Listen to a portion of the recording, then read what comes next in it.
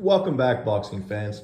Isn't it funny that the same people who are overly critical of certain fighters, talking about how they look forward to them retiring so they never have to hear from them again when they retire, nobody's going to talk about them, they're not Hall of Famers, they've never accomplished anything, and literally make hundreds of videos shitting on a particular group of fighters that don't look like them.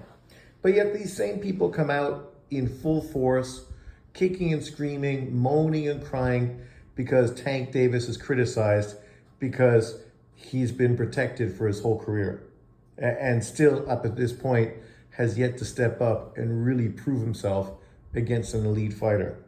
Or protecting a guy like Errol Spence, talking about how he does deserve to be a Hall of Famer, even though this is a guy who threw his career away because of drinking, partying, and drugs, ended up almost killing himself in a car crash, ended up getting knocked the fuck out in the biggest fight of his career, and is yet to come back and redeem himself afterwards.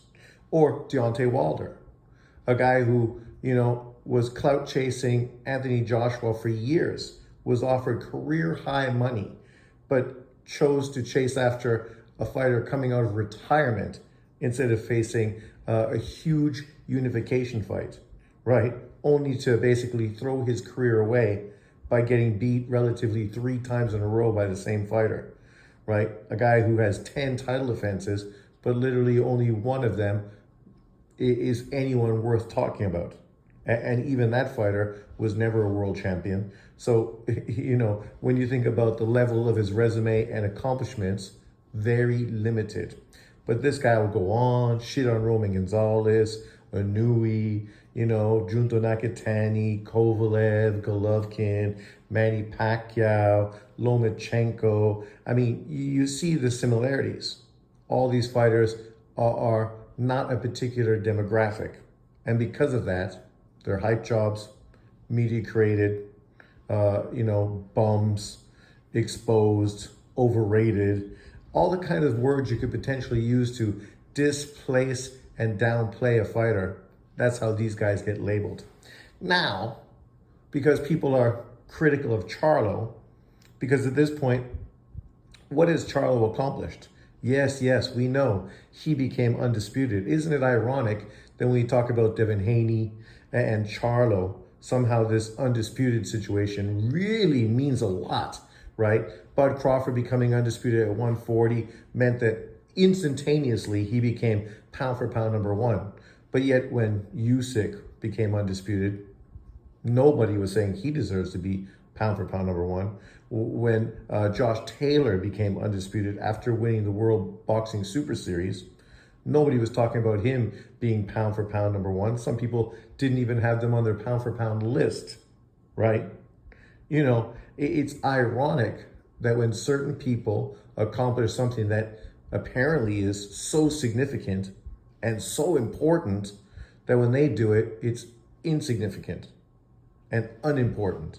Devin Haney gets praised for being undisputed, but everybody knows Teofimo Lopez was the guy that really became undisputed by beating Vasily Lomachenko. He ended up losing to George Kambosos, who then lost to Devin Haney. So that's how Devin Haney inherited the undisputed sort of situation. But nobody praises Teofimo Lopez for doing it the right way, literally beating the best guy in the division, right? Devin Haney gets it because, well, he's the youngest undisputed champion in history, as if somehow that is significant. See, age only matters when you're trying to hype up a certain fighter. Otherwise, people use age to criticize and hate on other fighters. Example, Lomachenko becoming an amateur at 25. So all of a sudden, he's old and he's too old and he spent time picking on younger fighters and the amateurs, and that's how he was so significant. But yet, people never said that about Rigo or Andy Cruz or Keyshawn Davis or Shakur Stevenson or any of these fighters.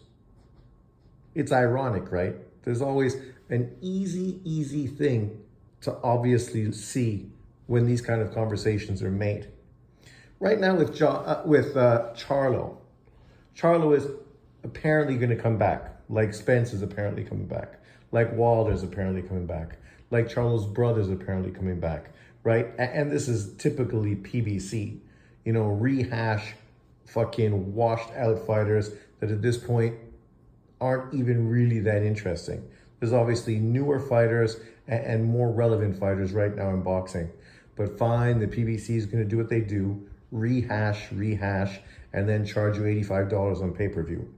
So Charlo's going to come back, apparently, from what we hear. Even though in truth, the best thing he should do is go to 160 and try to become a two-weight world champion, where they obviously have Lara and Carlos Adames sitting there for him so that he could become easily a unified champion. And then maybe even face Janabek to become undisputed in two divisions, which now you'd be talking about how this guy's resume and accomplishments were Hall of Fame ready and Hall of Fame level. A guy who's a two-weight unified world champion. A guy that, coming off of a significant loss in his career, bounced back with significant wins on his career.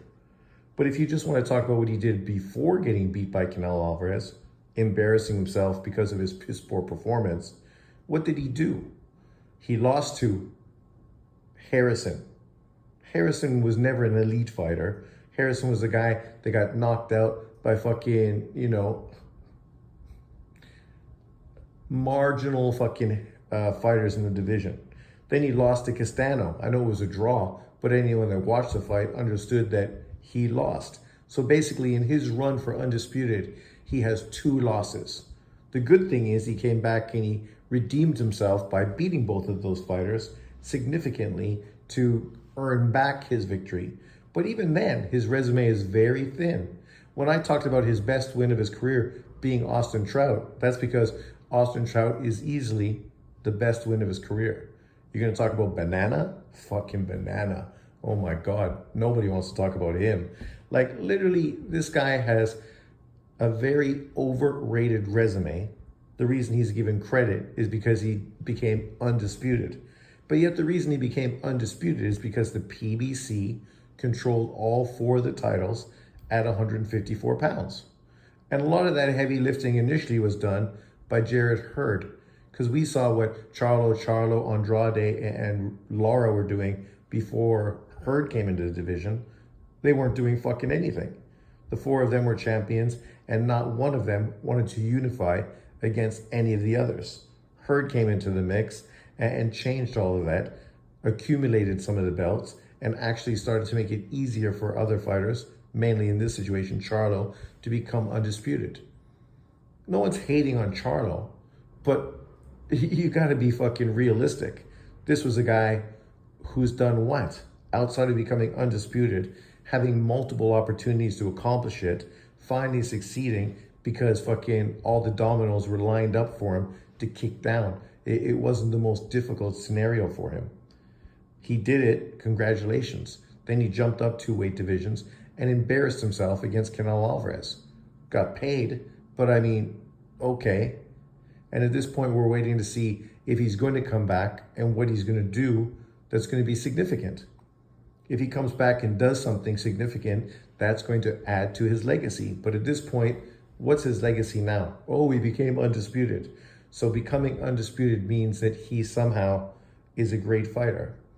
But this same person doesn't think that Lomachenko is a Hall of Famer.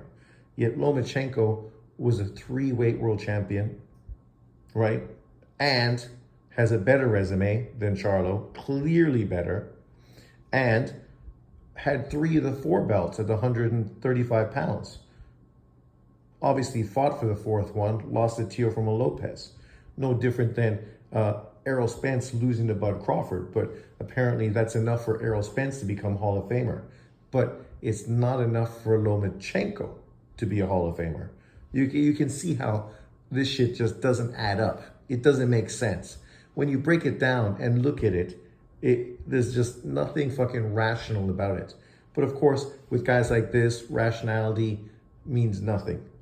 It's all about skin color, skin politics.